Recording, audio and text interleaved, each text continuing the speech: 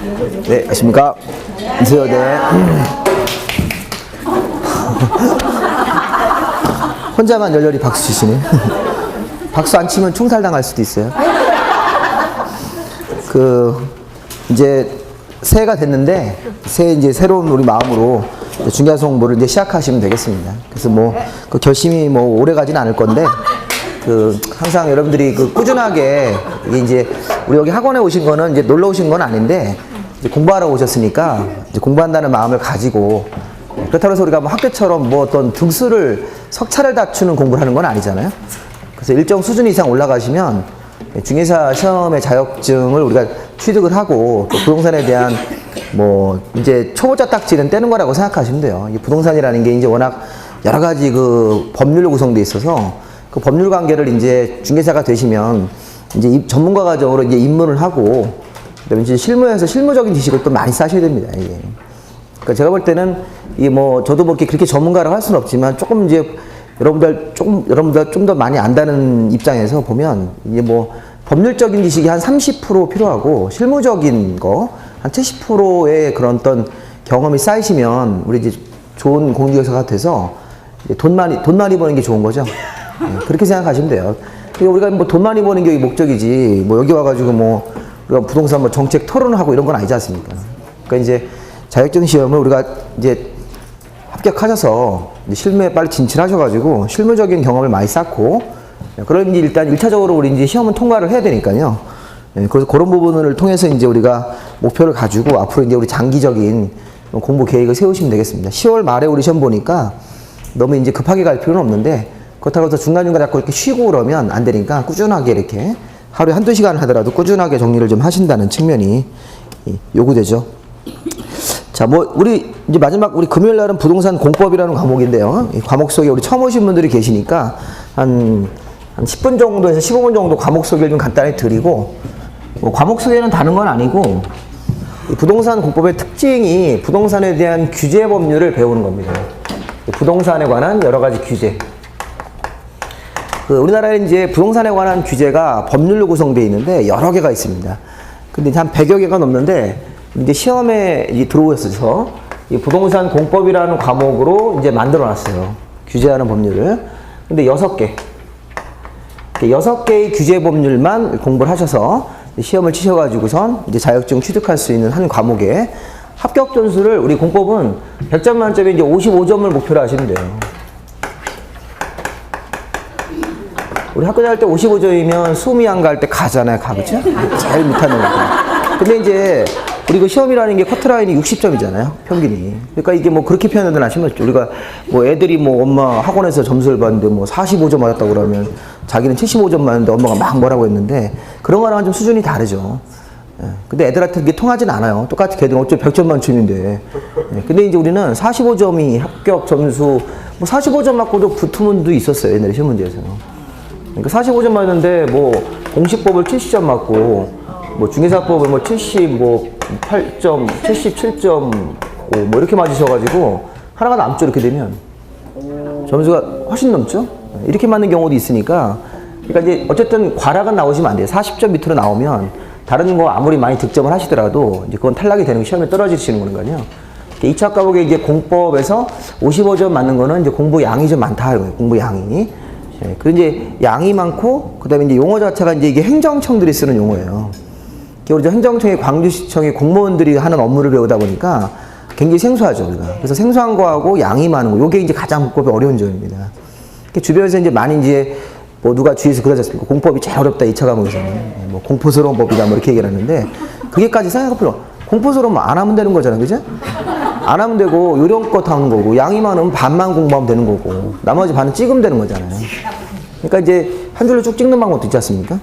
그러니까 이제 공부를 여러분들이 좀 쉽게 생각하고 접근하셔야 돼요. 이게 자꾸 무겁게 생각하면 이게 한없이 어려워지죠. 나중에는 이제 공부하다가 진짜 큰 병 걸릴 것 같다. 혈압이 터져가지고 죽을 것 같다라든가 아니면 그런 얘기가, 암 걸린다고 그러지 않습니까? 머릿속에 암이 생길 것 같다, 이런 얘기 하시는데, 오늘도 이제 한 2시간 들으시면 머리 아프실 거예요. 머리가 아파가지고 진통제, 개보린 이런 거 드시고 그러는데, 처음에 이제 우리가 입문할 때는 어쩔 수가 없습니다, 이게.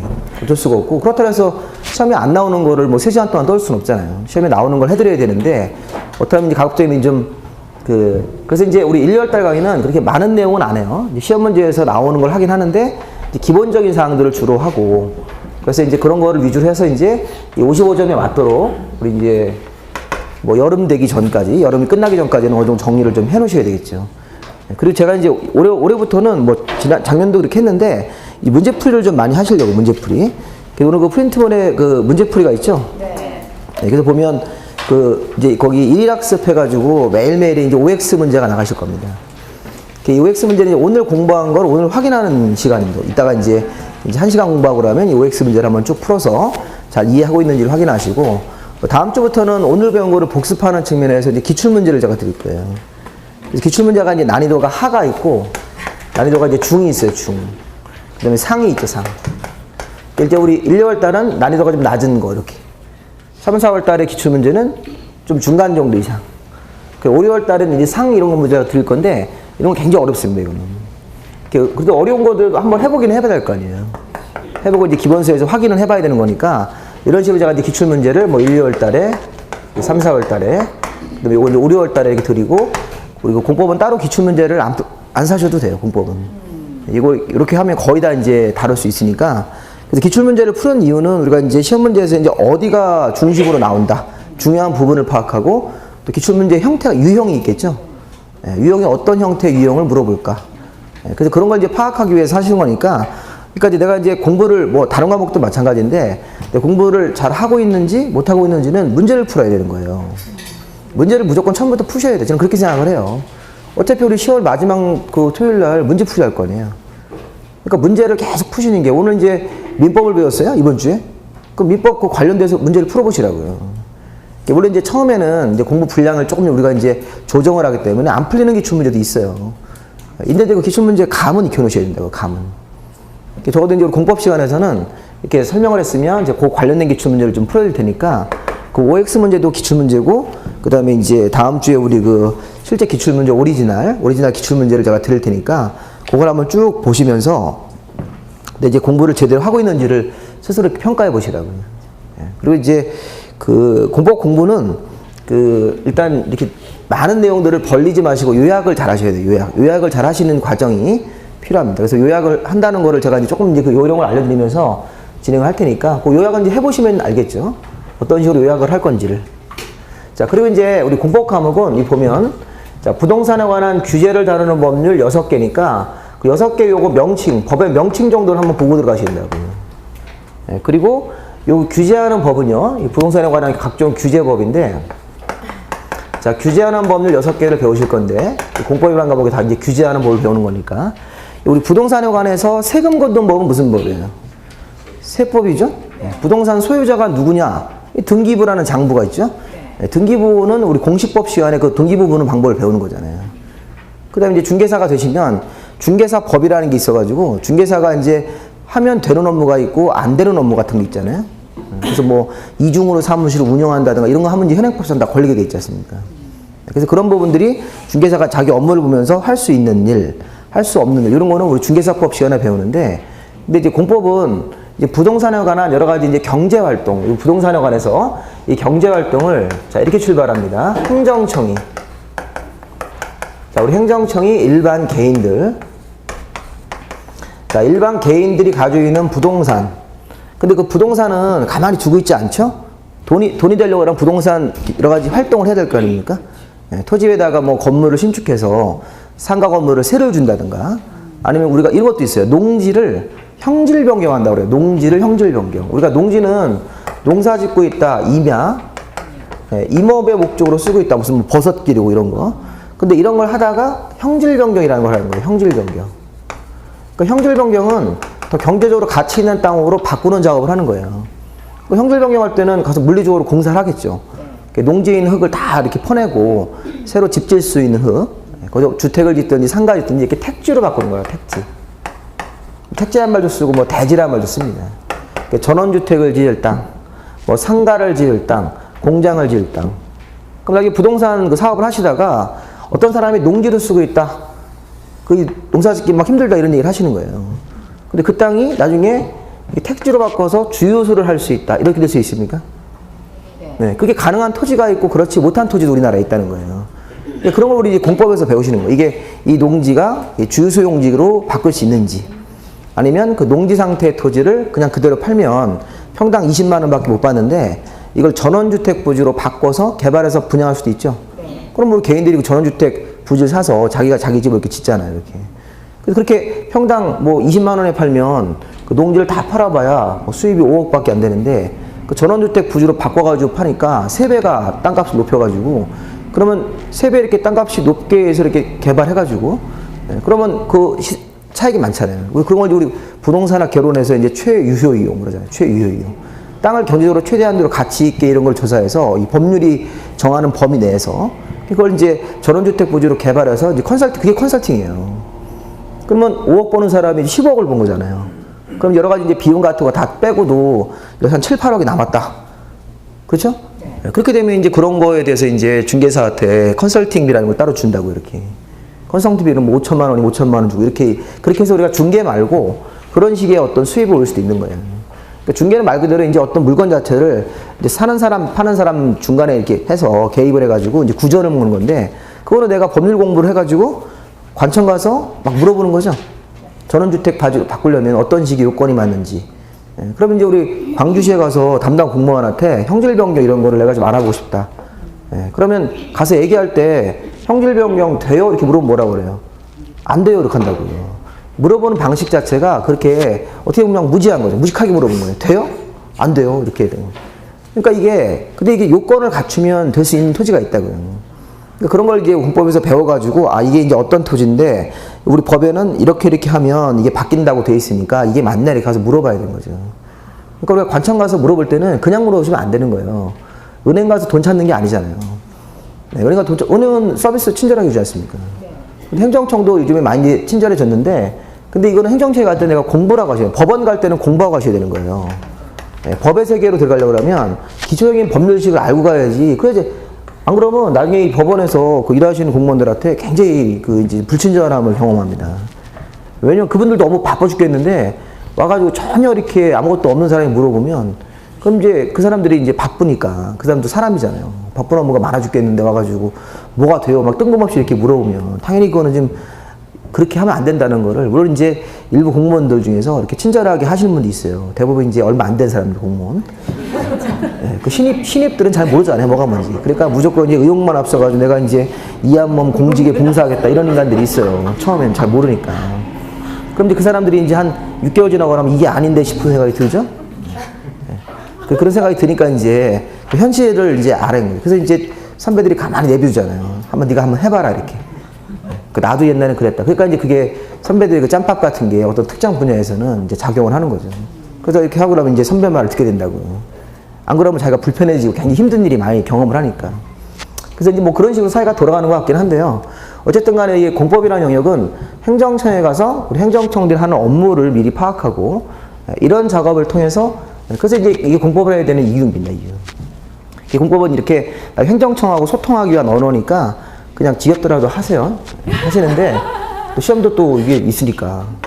그래서 이제 이 공법을 잘 배워두시면 나중에 다른 분야가도 거의 비슷해요. 다른 분야. 부동산 분야 말고 내가 무슨 뭐 전기 쪽 사업을 한다 그러면 전기 쪽도 거의 비슷해요, 규제가. 무슨 뭐 인허가 같은 거 받고, 무슨 행정청이 계획 만들면 계획 지켜야 되고, 대부분 다 그래요.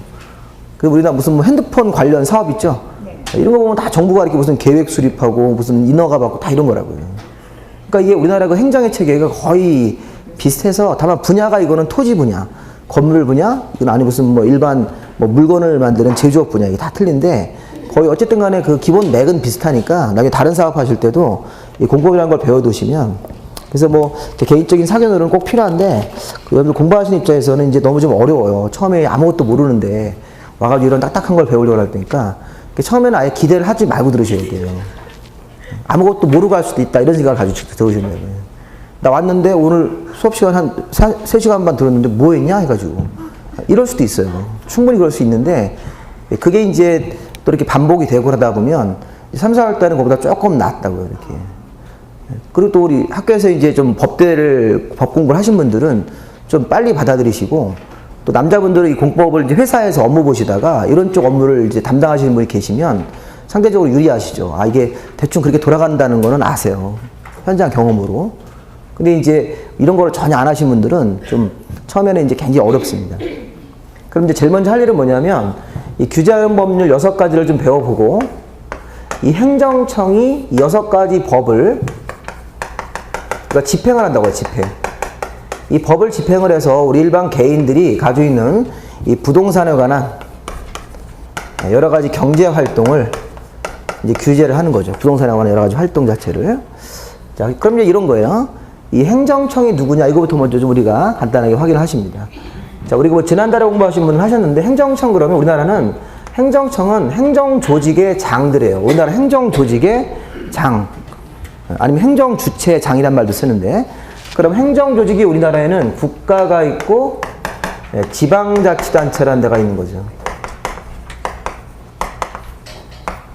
우리가 이제 국가는 대한민국이죠. 네. 대한민국에는 부동산 쪽 담당하는 부가 있어요. 정부 중앙 부처가 있다고요.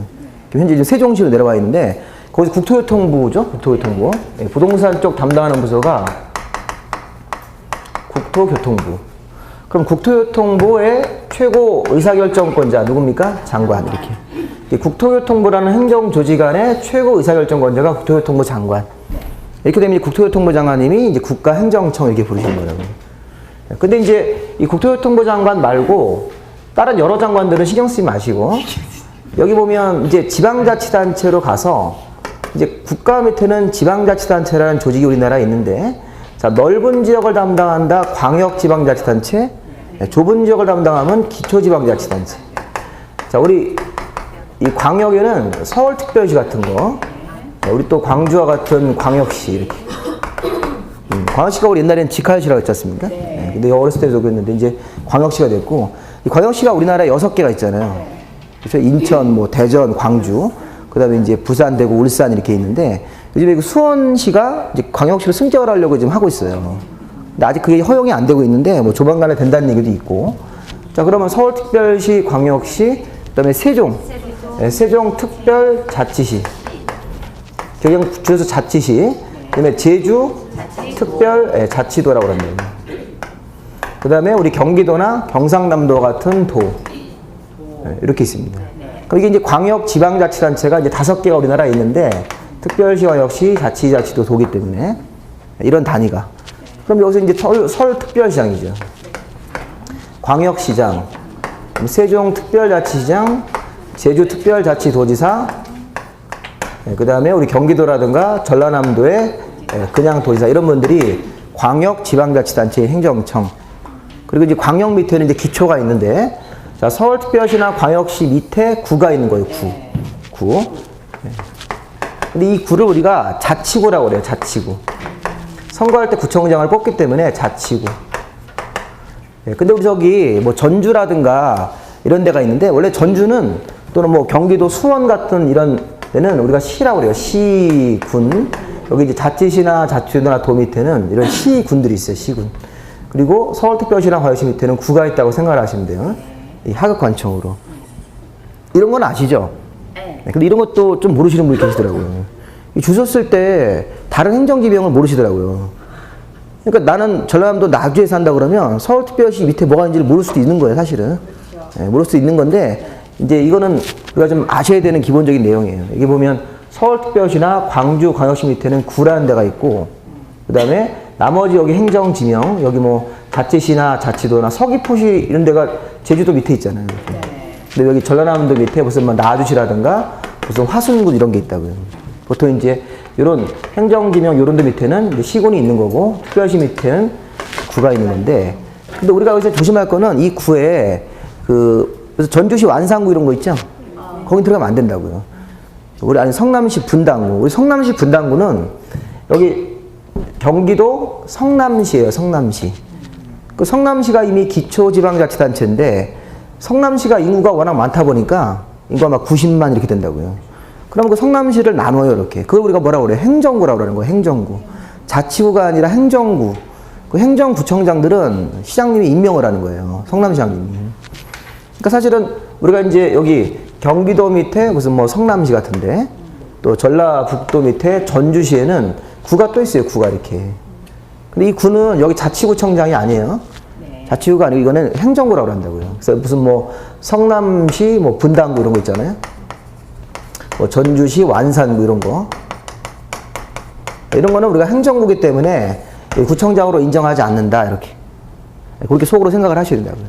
그래서 일반적으로는 그냥 시장, 군수, 구청장 이분들이 기초지방자치단체 행정청 이렇게 뭐 나주시장, 무슨 뭐 군수 이런 사람들, 서울특별시랑 광역시 밑에 구청장들 이런 사람들이 행정청이 된다.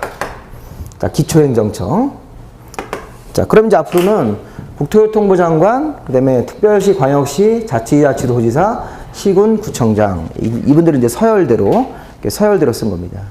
네, 그리고 이제 우리가 이런 것도 좀 하나 아셔야 되는데, 자, 여기 써 있는 분들을 5명을 쭉 부르면 너무 이게 이름이 길죠. 네. 그래서 이걸 딱 우리가 시도지사란 말을 써요. 이렇게 시도지사. 그러니까 우리 이제 이 긴 법률 용어를 이렇게 줄이는 거예요. 약칭으로.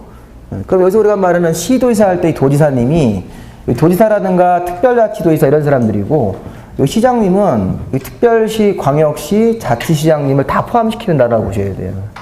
시도지사라는 단어에는 좀 전에 우리 광역 행정청들이 있습니까? 네. 이분들 5명이 다 들어가는 거라고 이렇게.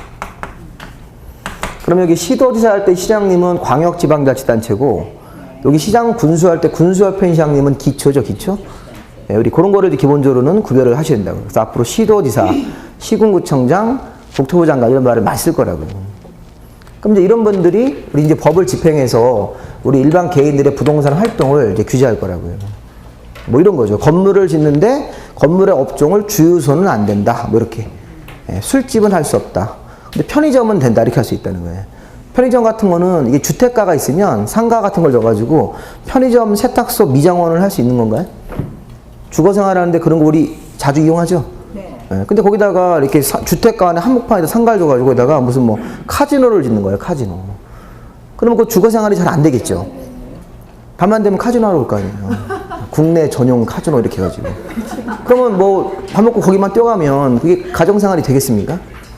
우리가 카지노가 그 외국에서 무슨 기업들이 이제 외국에 큰 기업들이 많지 않습니까? 무슨 뭐 중국의 무슨 기업 이렇게 중국인들도 요즘에 돈 많이 벌어가지고 큰 기업들이 많은데 이렇게 우리나라에다가 이렇게 투자할 때 그 제주도 이런 데다가 아니면 인천 그 송도에다가 카지노만 하나 열게 해달라는 거예요. 네. 국내 전용 이렇게 국내인들도 들어오고 뭐 외국인도 들어오고 이렇게 카지노만 짓게 해주면 우리나라에 돈을 5조 원을 투자하겠대. 5조 원. 중국 사람들이 계산에 밝은 사람들이잖아요. 장사하는 사람들이. 그러니까 그게 5조 원 이상 수입이 나온다는 거예요. 그래서 그런 걸 하면 무조건 투자하겠다는 거예요. 이렇게. 그래서 이제 그거를 허용하자라는 논리도 있어요. 이제 외부에서 그런 중국 돈을 우리나라에 투자하게 하자. 카지노 같은 걸 해주면서 그러면 이제 거기다 뭐 송도에다 새로 다리도 하나 놔주고 막 이런다고 하더라고요. 중국 사람이 투자해서. 그러면 그건 무슨 얘기예요? 그만큼 카지노에서 돈을 많이 벌 수 있다는 거죠. 그렇게 이제 사행사업이라는 게 그렇게 이제 굉장히 무서운 거죠. 이게 멀쩡한 사람도 이제 그쪽에 한번 물들면 헤어나지 못하게 하는 건데. 근데 이제 그거를 이제 찬성하는 논리는 그렇게 중국 사람들이 이게 투자하면 이게 안보에 도움이 된다는 얘기를 하는 거예요, 안보에. 북한이 이렇게 함부로 그런 도발을 못 한다, 이렇게. 중국 이렇게 눈치를 좀 보고 그러는 게 있으니까. 서울에 중국 사람들이 많이 건물을 사놓고 중국 이런 거 하면 거기다 표를 써가지고 터트려? 그러면 중국에서 뭐라고 하겠어요? 중국에서 가만히 있지 않겠죠. 자기는 어떤 금전적인 손실이 생기니까 북한에 대해서 이제 그런 걸 제재하지 않겠냐라는 그런 약간 좀 비약이 있겠지만 그런 식의 주장을 해가지고 이렇게 투자하자는 얘기도 있고 그거 안 된다 그런 거 하면 안 된다는 얘기도 있고 뭐 여러 가지 이제 이론이 있지 않습니까? 항상 그런 거 가지고 맨날 싸우는데 우리 입장에서는 이제 부동산이라는 게 좀 이렇게 좀 경제가 활성화돼야지 부동산 사업이 잘 되니까 부동산이라고 하는 것은 무슨 뭐 이렇게 좀 환경보호하고 이런 거랑은 좀 거리가 멀어요. 환경보호하고 이런 거 하면 부동산이 거의 8일 날립니다.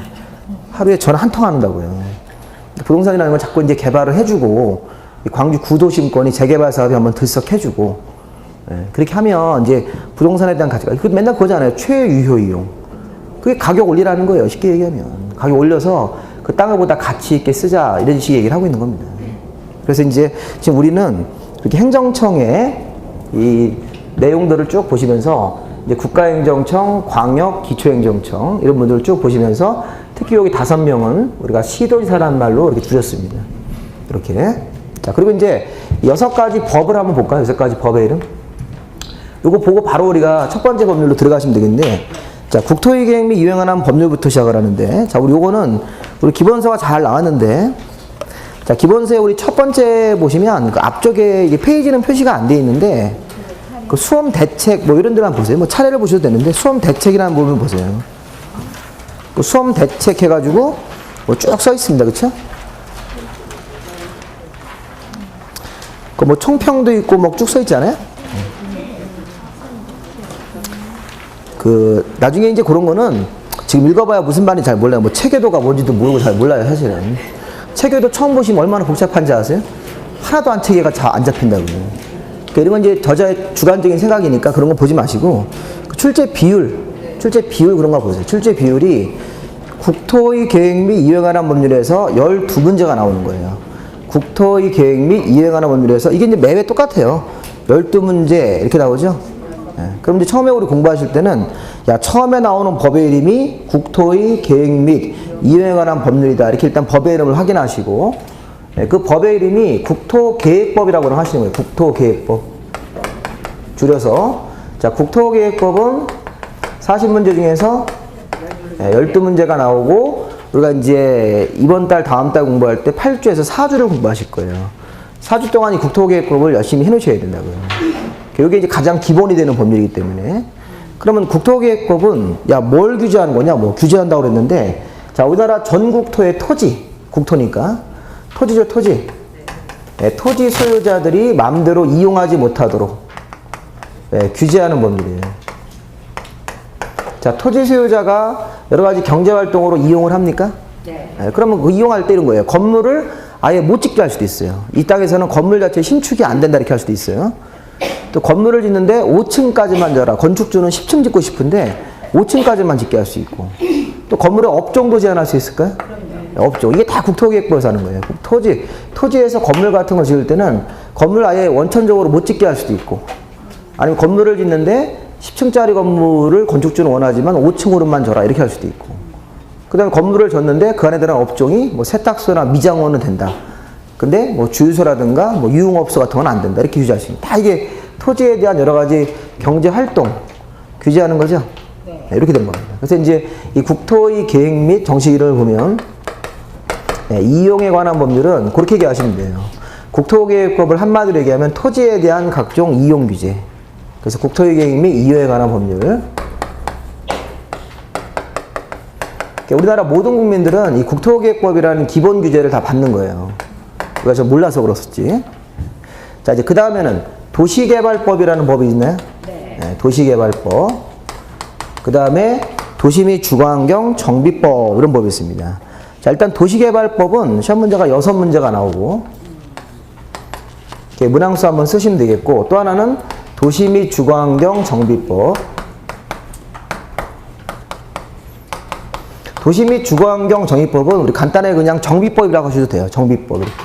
정비란 말이 포인트이기 때문에. 자, 이것도 6문제. 그러면 도시개발법은 우리가 이렇게 얘기해요. 도시개발 사업에 대한 규제. 도시개발 사업에 대한 규제. 이런 말을 쓰는 겁니다. 자, 우리 토지 위에서 도시개발 사업을 한다는 것은 새로운 시가지를 만드는 사업을 하는 거예요. 새로운 시가지. 자, 우리가 이 광주라는 도시나 뭐 서울 도시도 마찬가지인데, 그 여러분들 그 서울에 제가 이제 뭐 서울 쪽 얘기를 예를 들었는데, 이쪽 지금 제가 잘 모르니까 서울에 보면 서울에 마곡지구라는 데가 있어요. 서울시 이렇게 그 김포공항 쪽 외곽 쪽인데, 거기서 이 도시개발 사업을 해가지고 새로운 시가지를 만드는 거예요. 새로운 시가지. 자, 우리 속으로 어떻게 개념을 잡으셔야 돼요? 논밭 임야가 있다고요. 서울시 안에도 여전히 논밭 임야가 있어요. 네. 그렇게 미개발된 땅을 최초로 시가지로 개발하는 겁니까? 네. 이게 도시개발 사업 하는 거라고요. 그 도시개발 사업은 미개발지를 최초로 이렇게 도로 만들고, 거기다가 여러 가지 기반시설, 뭐 공원이라든가 주차장, 관공서 이렇게 쭉 배치하고, 그 주변에다가 주택이나 상가 이런 걸 막 세우는 거예요. 시가지 사업은. 그러면 이런 도시개발 사업하고 비교하는 게 이제 정비사업이다. 자, 정비사업은, 정비법은 이제 정비사업을 규제하는 법률이다. 자, 하나는 도시개발 사업이고, 이거는 정비사업이고. 그럼 정비사업은 이건 구시가지예요, 신시가지예요? 예, 구시가지에 가서 노후한 건축물들을 철거하고 다시 축조하는 사업. 우리 이제 그걸 전문 용어로 주택 재개발, 주택 재건축 이런 말씀이라고요. 그래서 구시가지에서는 무슨 사업을 해요? 네, 재개발 사업, 재건축 사업 이런 거 한다고요. 주택 재개발, 네, 주택 재건축, 기타 여러 가지 사업이 있는데, 그러면 이런 재개발, 재건축 사업이라는 게 정비 사업에 들어가는 건가요? 네. 네, 잠깐만 우리 중개사가 알고 있어야 되는 상식입니다. 재개발 사업하고 재건축 사업의 차이점은 재개발 사업은 도로라든가 공원 같은 기반시설을 같이 만들어주는 거예요. 같이 기반시설을 만들어주면서 노후한 주택을 철거하고 다시 짓는 거 하는 거예요. 그러니까 재개발 사업할 때 항상 기반시설이 같이 들어가는 거예요. 기반시설. 도로, 공원, 학교를 같이 만들면서 노후한 주택을 싹 다 철거하는 거죠. 근데 재건축 사업은 기반시설은 양호하기 때문에 안 건드리는 거라고요.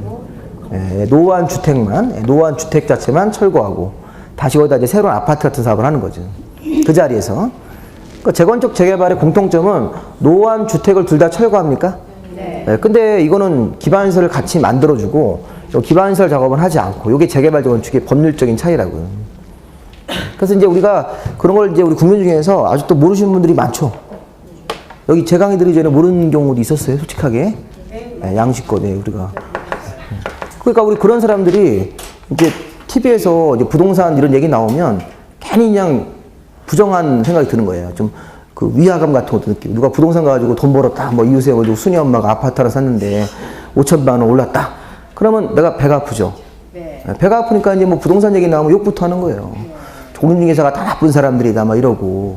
그러니까 이게 사람이 이제 그렇게 부정적으로 살면 안 된다고요. 그래서 제가 지난번에도 얘기했지만 누가 뭐 하면 이렇게 칭찬해주고 중개성 부시작했는데 너 참 좋은 공부했다. 나도 해야 되는데 이러면서 나 좀 가르쳐달라. 이렇게 좀 긍정적으로 해서 사람들하고 소통해야 되는데 그거 왜 하냐 막 하지 않습니까? 우리나라 부동산 자격 가진 사람들이 굉장히 많은 너까지 그렇게 하게 되면 나중에 그거 해도 개업도 못한다. 막 이렇게 자기가 뭐 알지도 못하면서 여기 와서 공부도 안 해본 사람이잖아요. 지금 현재 우리나라에서 공인중개사가 지금 자격 가진 사람들이 32만이에요. 전체 자격 있는 분들이. 근데 잘 보세요. 32만 중에서 개업 공인중개사가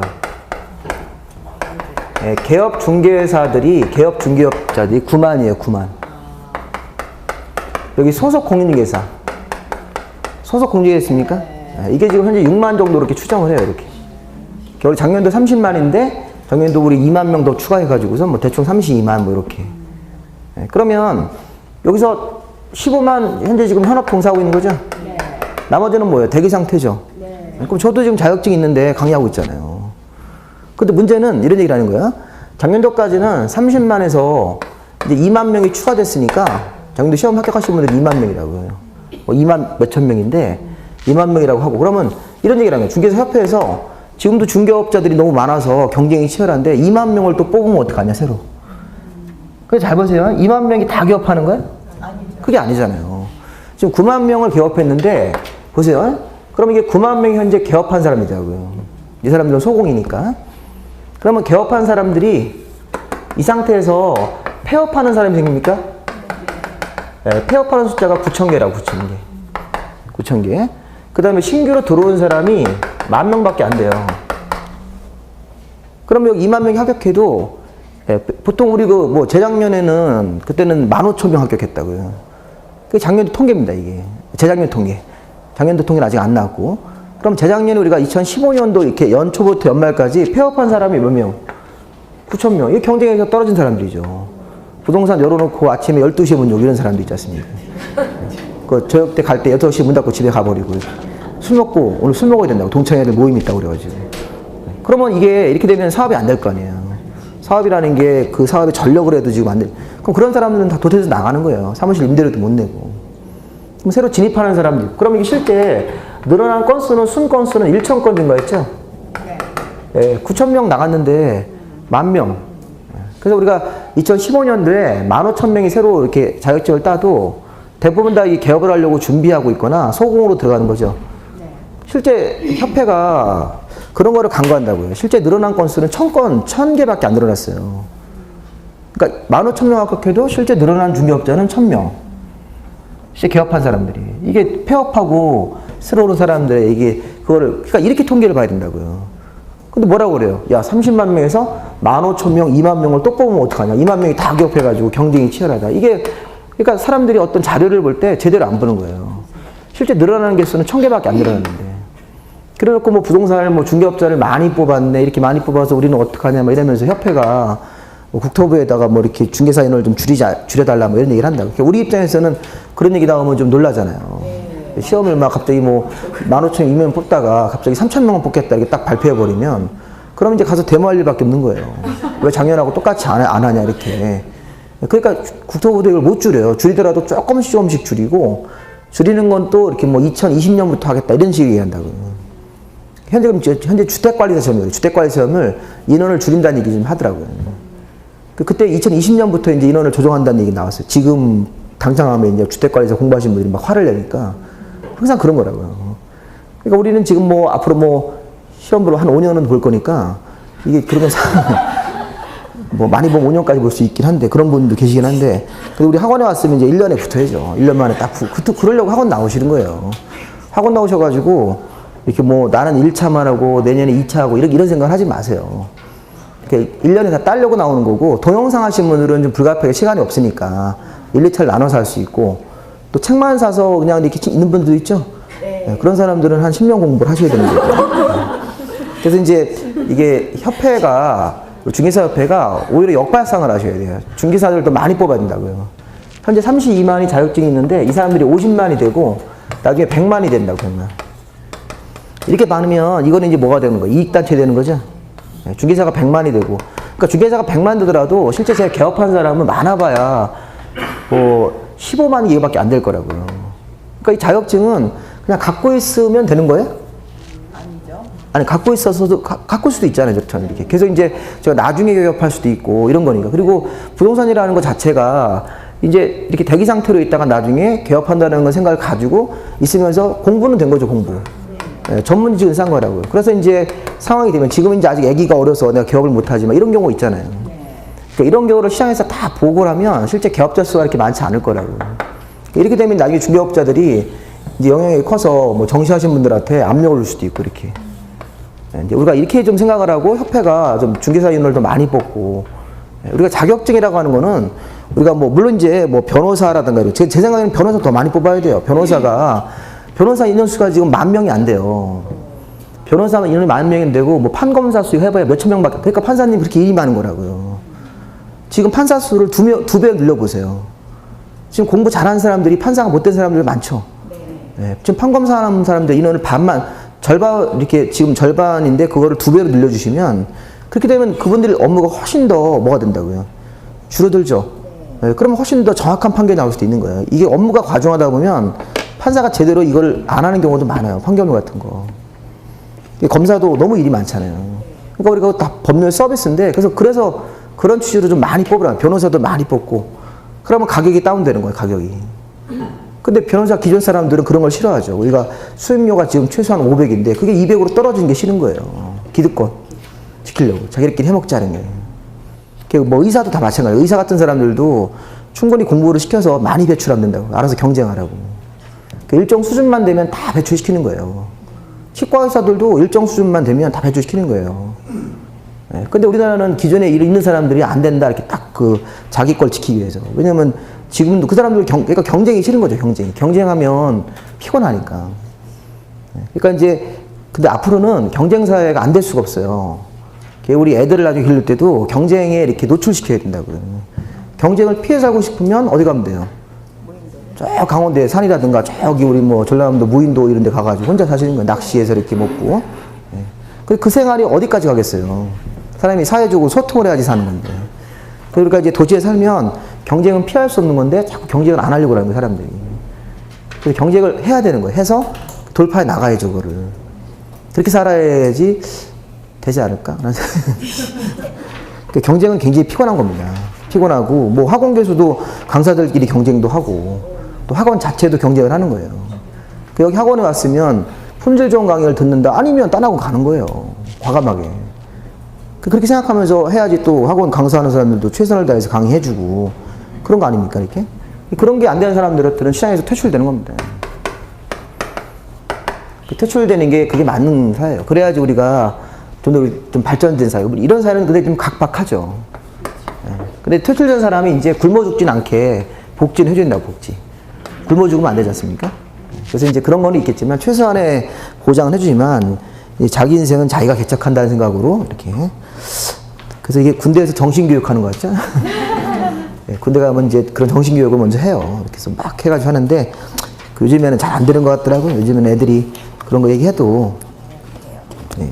자, 어쨌든 지금 중요한 거는 이제 우리 배웠는데, 이제 법을 쭉 배우다가 다시 이제 법적으로 들어오셔서, 자, 우리가 도시개발법이라는 것은 새로운 시가지, 정비법은 구시가지를 정비하는데, 우리가 이제 부동산 중개업을 하시다 보면 이 정비사업하는 이런 재개발 아파트를 중개할 수도 있고, 이런 도시개발 사업이라는 새로운 시가지 만드는 사업, 이런 걸 할 수 있으니까 이런 거에 대해서 중개하실 때, 자, 그러면 이제 그런 거에 대한 법을 좀 이렇게 확인하신 다음에 이제 농지법이라는 법이 있어요. 농지법.